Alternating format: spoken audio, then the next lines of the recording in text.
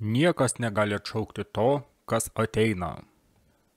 Globali Sofos astronomų bendruomenė ir toliau juokauja apie neva Webb teleskopo padarytas 3A Atlas nuotraukas.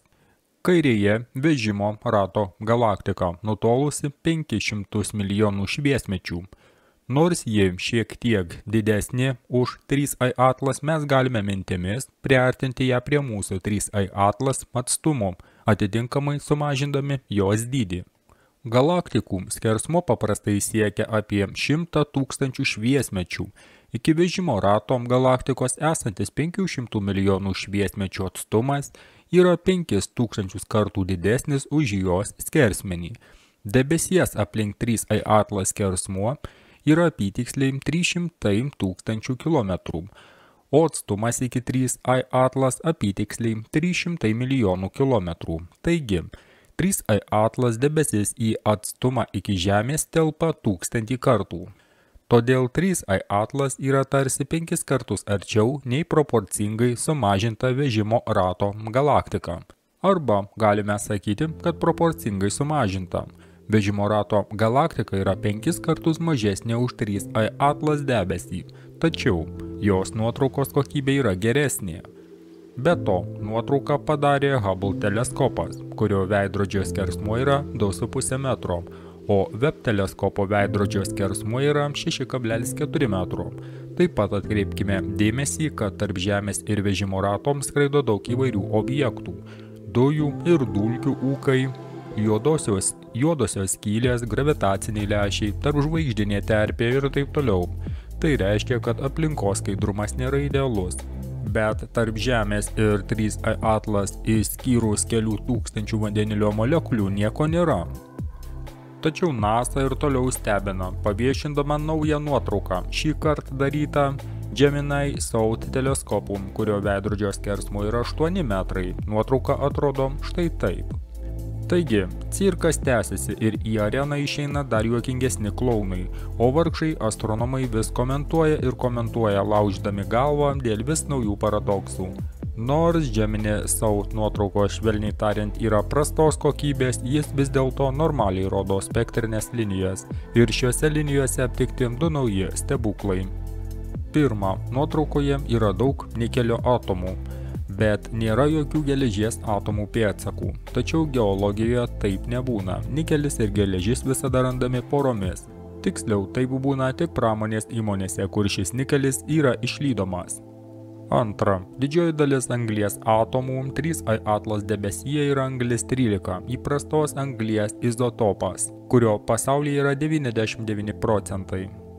Vienintelė vieta, iš kur anglis 13 gali būti išgaunama tokiomis proporcijomis ir tokiais kiekiais, tai grafito moderatoriaus gabalai atominių elektrinių branduoliniuose reaktoriuose. Niekur kitur tokios anglies nėra, išskyrus labai specifinės vadinamasias anglies žvaigždės. Dabar pagalvokite patys, ar tai kometa ar kažkas kita. Galbūt paskutinis Donaldo Fredovičiaus įrašas buvo būtent apie tai, tad sekime, kas bus toliau. Na ir tolesnės teorijos. 3A Atlas mirties žvaigždė, kuri turėtų pakeisti Žemės dažnį. Kaip šiandien praneša Reuters, Afganistaną valdantys talibai pagaliau nustojo šluostytis užpakalius akmenimis ir ėmėsi skaičiuoti rugpjūčio 31 dienos žemės drebėjimo aukas. Žuvusiųjų skaičius viršijo 1000, o sužeistųjų niekas net neskaičiuoja, nes talibai turi neatidėliotinesnių reikalų, pavyzdžiui, rinkti aguonas. USGS JAV geologijos tarnyba rašo, kad užregistravo M6, kas nepasiduoda patikrai, bet net jei ten buvo ir beveik M7, tokių žemės drebėjimų dabar daug visame pasaulyje ir vargu ar tai yra rugpjūčio 30 dienos įvykis, kurį žadėjome ir mes, ir daugelis kitų Sofos vulkanologų, nes neutronų lietus ir toliau krečia pokštus. Taigi, prie keistos neutronų lygio mažėjimo tendencijos virš vienos iš pietų ašigalio stočių prisidėjo dar 2 stotys toje pačioje vietoje. Todėl tai nėra artefaktas ir srauto tankio sumažėjimas yra realus. Tačiau ar verta dėl to nerimauti ir apskritai apie tai galvoti? Kaip dabar savo diskusijų platformose rašo Sofos vulkanologai panašu, kad taip, yra visos priežastys apie tai pagalvoti, bet pradėkime iš eilės.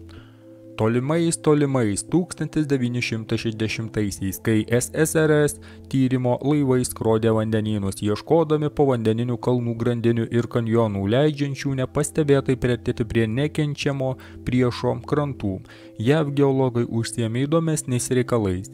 Jie be kita ko atrado vadinamąjį mikroseismą, paslaptingą ir visiškai nesuprantamą litosferos pulsavimą, kurio dažnis yra 26 sekundės. Tai tarsi Šumano rezonansas, tik uolienuose. Niekas nežino šio stebuklo priežasčių, o iki 2020 metų buvo paplitusi jūrų bangų teorija, neva pučia vėjas, deformuoja jūrą ir tai atsiliepia litosferoje.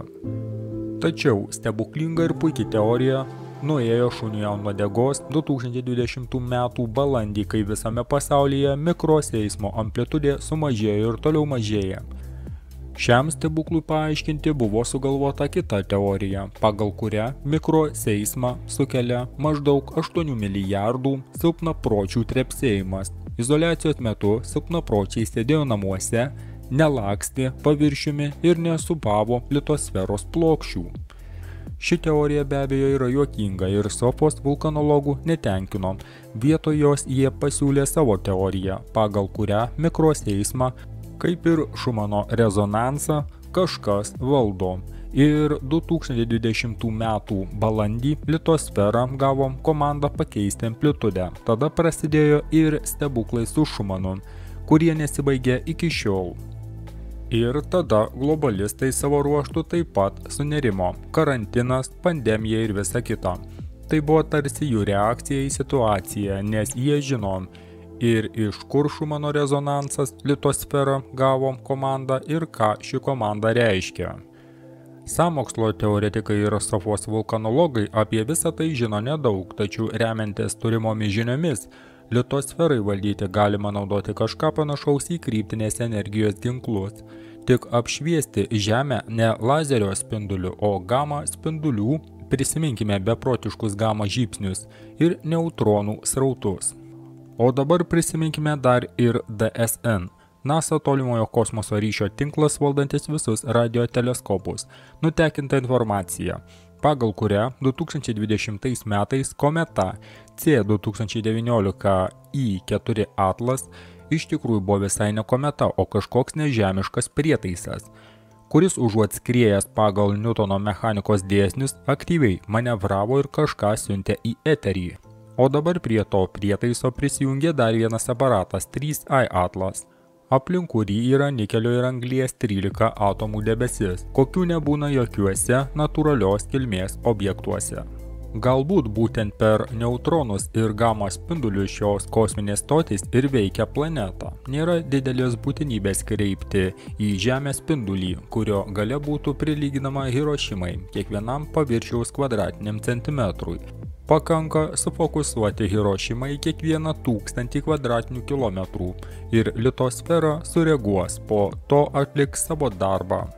Tai yra Mauras arba sukels visų Žemės drebėjimų motiną, arba pradėjęs polių poslinkį, arba netgi surengs 2 ar 3 vienu metu. Pavyzdžiui, pažadins senovinį superkompiuterį, valdantį Žemę po Kailaso kalnu, aplink kurį apsukus ratą geologams per savaitę atauga barzda.